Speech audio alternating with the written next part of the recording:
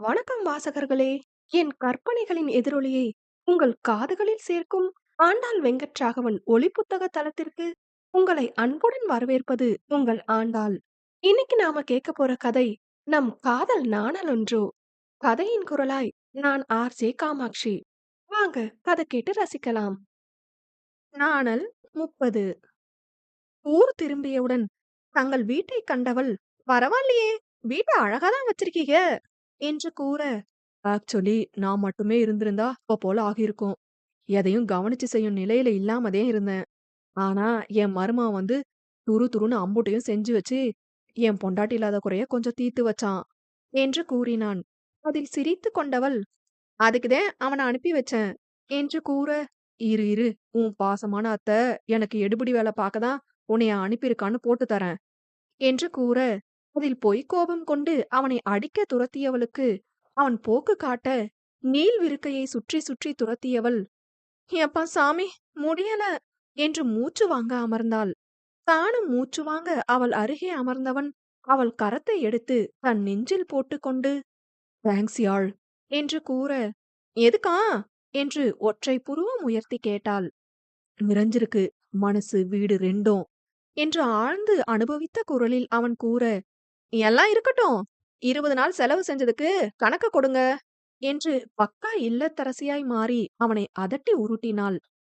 "யாழ், ஒரே ஒரு முறை அத பத்தி பேசிக்கவா" என்று அச்சண்டை பற்றிய பேச்சுவார்த்தையே இனி வேண்டாம் என அவள் குறிப்பிட்டதால் அனுமதி கேட்க, பாவை அவனை என்ன எனும் விதமாய் பார்த்தாள். "நான் இவ்ளோ செஞ்ச பிறகும் சண்டைய கடந்து இவ்ளோ இயல்பா எப்படி ஆள் இருக்க? என் மேல கோபமே வரலையா?" என்று அவன் கேட்க, "நானும் தான் பேசினேன். இப்ப இதே கேள்விய நான் கேட்கட்டுங்களா?" என்றாள். "நான் கேட்டதுக்கு பதில் சொல்லாது என் பக்கமே திருப்பி விடுறியாக்கும். நான் அப்பதே அதுக்கு அடிச்சு ஓஞ்சு தேஞ்சு போயிட்டேன்டி. ஆனா நீ எந்த எதிர்ப்புமே காட்ட மாட்டேங்கிறியே" என்று அவன் கேட்க, "கோவத்துல வீசுற வார்த்தைக்கெல்லாம் கணக்கு வச்சு முறுக்கிக்கிட்டு நின்னா நம்மளோட அத்தனை வருஷ காதலுக்கு மதிப்பென்ன சொல்லுங்க? கோபமும் காமமும் மனுஷனால கட்டுப்படுத்தவே முடியாத உணர்வுங்க. உங்கள காதலிச்சேன்னா, உங்களோட நேசத்த மட்டுமே வாங்க காதலிக்கல. உங்க அன்பு, பாசம், காதல் எவ்ளோ ஏத்துக்கிறனோ, அதே அளவு உங்க கோபத்தையும், குறைகளையும் நான் ஏத்துக்கணும். அம்புட்டையும் ஏத்துக்கிறது தான் நெசமான நேசம். நம்மளோடது அப்படிப்பட்ட தூய்மையான நேசந்தேன்" என்று கூறினாள். கண்கள் பணிய அவளைப் பார்த்தவன், "நான் ரொம்ப லக்கி யாழ்" என்க, "உங்க காதல் கிடைக்க நானும் லக்கிங்க" என்று அவனை அணைத்துக் கொண்டாள். "டிராவல் பண்ணதில்லையான்னு தெரியல. வயித்த பிரட்டுற போலவே இருக்குது" என்று அவனை பார்த்து பாவம் போல் அவள் கூற, "என்னாச்சுடி?" என்று கேட்டவன், "இரு வெந்நி வச்சு கொண்டு வாரேன்" என எழுந்து சென்றான். தானும் அவனுடனே வால் பிடித்து வந்தவள் மேடையில் ஏறி அமர வேண்டி எக்கி நிற்க முயல, அது என்னவோ செய்ததில் விரட்டல் உருட்டலாய் மாறி தொண்டை குழிக்குள் எதனையோ உருட்டி விட்டது. அதில் வாய் பொத்திக் கொண்டு விறுவிறுவென குளியலறைக்குள் சென்றவள் வாந்தி எடுத்துவிட, "ஏய் யாழ்மா" என்று வந்தவன் அவளை அமர்த்திவிட்டு நீர் கொடுத்து பருக செய்தான். அவளது சோர்ந்த முகம் கண்டவன், யாழ், மத்தியானம் ரொம்ப படுத்திட்டேனோ, அதனால எதுவும் பண்ணுதா" என்று தயங்கி தயங்கி கேட்க, அவனை நிமிர்ந்து பார்த்தவள், இல்லை எனும் விதமாய் தலையாட்டியபடி யோசனையாய் முகத்தை சுருக்கினாள். அவனுக்கு உண்மையில் அவள் சோர்வும் முகபாவமும் பதட்டத்தை தர, "என்னடி பண்ணுது, ஹாஸ்பிடல் போவோமா" என்று கேட்க, "அர்த்த ராத்திரில அதுக்கும் அலையணுமா இப்ப? ரொம்ப டயர்டா இருக்குது. படுப்போம், நாளைக்கும் இப்படியே இருந்தா பாப்போம்" என்று அவள் கூற, "ம், நாளைக்கு வேலைக்கு போறியா" என்றவன், "ஏய், இத்தனை நாள் என்னடி பண்ண" என்று கேட்க, "அதெல்லாம் ஒர்க் ஃப்ரம் ஹோம் போட்டுக்கிட்டேன். டிசைனிங் வேலை தானே எனக்கு, அதனால கொடுத்துப்புட்டாக" என்று கூறியவள், "தூங்கலாமா" என்க, "படு, கதவெல்லாம் பூட்டிட்டு வாரேன்" என்று விட்டு சென்றவன் சொன்னபடி கதவை அடைத்துவிட்டு வந்து படுத்தான். மனதிற்குள் சில எண்ணங்கள் தோன்றி பெண்ணவளை உற்சாகமடைய வைத்த போதும் தெளிவாய் அறியும் வரை கூற வேண்டாம் என மௌனம் காத்தாள். காலை எழுந்ததிலிருந்து தாமரையாளின் முக உணர்வுகளையே ஆராயும் பார்வை பார்த்தபடி அவளுக்கு உதவி கொண்டிருந்தவன், "நிஜமாவே உனக்கு ஓகேவா, இல்ல எனக்கு லீவ் போட வைக்க வேணாம்னு சொல்றியா" என்று கேட்க, அவனை முறைத்தபடி கரண்டியை ஓங்கியவள், "அடி வாங்க போறீங்க என்கிட்ட" என்றாள். பாவம் போல் அவளை பார்த்தவன், "டயர்டா தெரியுறடி" என்க, "நைட்டு நாம நடுசாமம் தான் தூங்கினோம். அதான் டயர்டா இருக்குது. நீங்க கிளம்பி போன வாட்டி, கொஞ்ச நேரம் உறங்கி எழ தான் போறேன். சரியா போவும்." என்று கூறினாள். கொட்டி கேட்டுக்கொண்டவன் கிளம்பும் முன் அவளை நோக்க, "இப்ப கிளம்புதீங்களா இல்லையா? எனக்கு ஒண்ணும் இல்லப்பா." என்று கூறினாள். சரி என கூறியவன், "முடியாட்டி எனக்கு ஃபோன் போடுடி கண்ணு." என்க, "சரிங்க, நான் எதுன்னா கூப்பிடுதேன்." என்று அவனை அனுப்பி வைத்தாள். அவன் கிளம்பிய அடுத்த அரை மணி நேரத்தில் அருகிலுள்ள மருத்துவமனைக்கு சென்று விட்டாள். அவள் தேவைகளை கேட்டு பரிசோதித்த மருத்துவரும் அவள் வேண்டிய பதிலை கொடுத்திருக்க, அவள் சந்தோஷத்திற்கு அளவே இல்லாது போனது. கண்கள் கலங்க ஆனந்தத்தில் திளைத்தவளுக்கு அறிவுரைகளையும் வாழ்த்துக்களையும் கூறி அவர் அனுப்பி வைக்க, வரும் வழியிலேயே கண்ணவனிடம் கொடுக்க பரிசு ஒன்றை வாங்கி வந்திருந்தாள். அறிந்து கொண்ட விடயத்தை கண்ணவனிடம் பகிர்ந்து கொள்ள பரபரத்த மனதை கட்டுக்குள் கொண்டு வரதான் அவளுக்கு பெரும் பாடாக இருந்தது. ஐயோ, எப்ப வருவீக? ரொம்ப ஈகரா இருக்கேன் என்று மனதோடு அவனிடம் பேசிக் கொண்டவளுக்கு ஆர்வம் தாங்கவில்லை. மாலை நேரம் வழி மீது விழி வைத்து காத்திருந்தவளை சோதிக்காது அவன் நேரமே வந்துவிட, ஆர்ப்பாட்டத்துடன் எழுந்தவள் தன் மணி வயிற்றை வருடிக் கொண்டு அவனை வரவேற்றாள். இத்தனை நாட்கள் தன்னை வரவேற்க இல்லாத மனைவியின் வெற்றிடம் நீங்கிய சந்தோஷத்துடன் அவளை ஒரு கையால் அணைத்து நெற்றி முட்டியவன் புத்துணர்ச்சி பெற நகர்ந்துவிட, தானும் அவன் பின்னோடே வந்தவள் அவனையே சுற்றி சுற்றி வந்தாள். "உடம்புக்கு எப்படி இருக்கு யாழ்? அகைன் வாமிட் எதுவும் வந்துதா?" என்று ஆதி கேட்க, "அதெல்லாம் இனிமேதான் வருமாக்கும்." என்று கூறி கலுக்கி சிரித்தாள். அவள் பதிலில் புரியாத அவளை நோக்கியவன் அவள் முகம் காட்டும் உற்சாகத்தில் சிறு புன்னகையுடன், "என்னடி முகம் பளபளன்னு மின்னுது?" என்று கேட்க, "உங்களுக்கு ஒரு கிஃப்ட் வச்சிருக்கேன்." என்று கூறினாள். "கிஃப்டா? என்னது?" என்றபடி ஆடவன் அவளிடம் வர, ஒரு சிறு பெட்டியை அவனிடம் கொடுத்தாள். அதை வாங்கி பார்த்தவன், "என்னது யாழ்? எதுக்கு இந்த கிஃப்ட்?" என்றபடி அதனை பிரித்து பார்க்க, அவன் கண்கள் சுருங்கி பின் விடயம் புரிந்து அதிர்ச்சியில் விரிந்தது. அவனை கட்டி அணைத்துக் கொண்டவள் கிசுகிசுப்பான குரலில், "அப்பாவாகப் போறீக" என்று கூறவும், தன் கையில் இருக்கும் குழந்தைகள் அணியும் காலணியையும் தன்னை அணைத்திருக்கும் தன்னவளையும் பார்த்தவன் அவள் முகம் தாங்கி, யாழ்" என்க, "1½ மாசமாச்சாம்." என்று நாணம் மேலிட்ட குரலில் கூறினாள். யாழ்" என்று தடுமாற்றமாய் அவளை அழைத்தவன் மனதில் கர்ப்பமாக இருந்த மனைவியையா கை நீட்டி அடித்தும் வார்த்தையால் தண்டித்தும் வதைத்தோம் என்ற எண்ணம் அவனுக்கு பெரும் வருத்தத்தை கொடுத்திருக்க, அவன் மன உணர்வு புரிந்தவளாய் அவன் கன்னம் தாங்கி இல்லை என தலையசைத்தவள், "ப்ளீஸ்" என்றாள். அவளை மென்மையாய் அணைத்துக் கொண்டவன், "இன்னொரு முறை அதை சொல்லியாள்" என்று கலங்கும் குரலில் கேட்க, மென்மையான புன்னகையுடன், "நீங்க அப்பாவாகப் போறீங்க" என்றாள். அதில் கண்கள் கலங்கி உடல் குலுங்க அவளை அணைத்தவன், "யூ ஆர் மை ஏஞ்சல் யாழ்" என்று கூற, "நீங்க எனக்கு அதுக்கும் மேல" என்று கூறி அவன் நெற்றியில் முத்தமிட எம்பினாள். அவளை தடுத்து தான் அவள் உயரத்திற்கு குனிந்து அவன் வர, "பாருடா, இன்னும் வராத பிள்ளைக்காக இப்பவே இறங்கி வர ஆரம்பிச்சாச்சா?"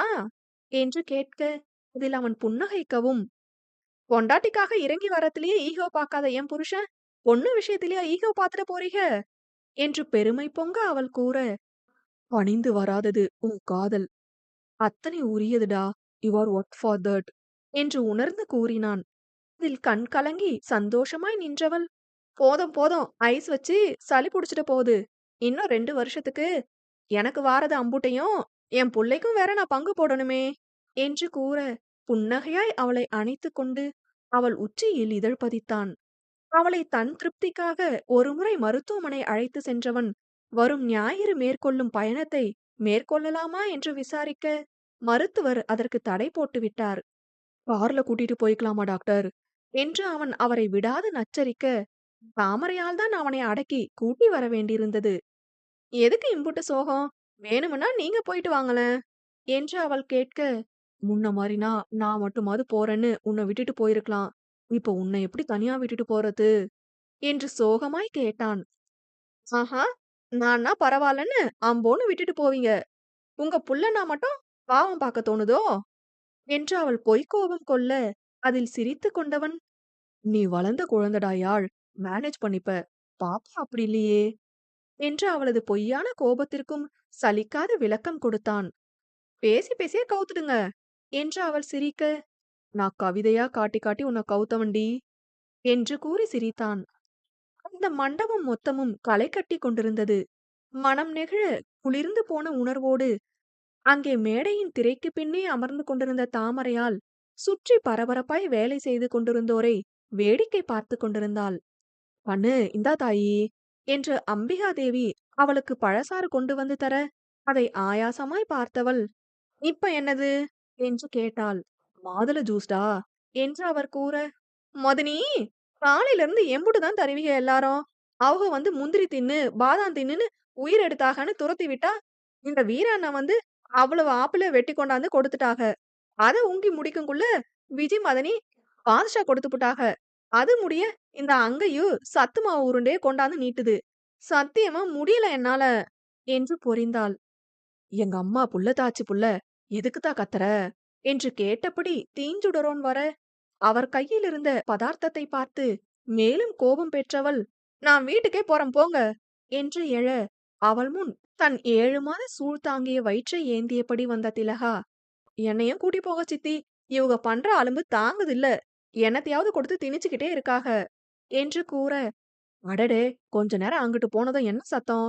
என்றபடி வந்த அர்ச்சனாவின் கைகளில் 2 குவளைகள் இருந்ததில் பெண்கள் சோர்ந்து போயினர்.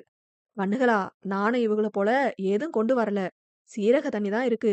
மாசமா இருக்கிறப்போ அடைக்கு அடைக்கு எதுவும் கொடுக்காதீங்கன்னு வஞ்சு போட்டு தான் வாரேன். தண்ணிய குடிச்சு போட்டு கம்முன்னு கிடங்க" என்று அர்ச்சனா கூற, "அப்பாடா" என்ற பெருமூச்சோடு அதை குடித்துவிட்டு அமைதியாக அமர்ந்தனர். அது கோவையில் இருக்கும் பிரம்மாண்ட மண்டபம். தாமரையால் விழாவிற்கு வர இயலாது என்று செய்தி அனுப்ப, முதலில் பதறி கேள்வி கேட்டவர்களுக்கு வரவினை பதிலாய் கொடுத்து சந்தோஷத்தில் திளைக்க வைத்திருந்தனர்.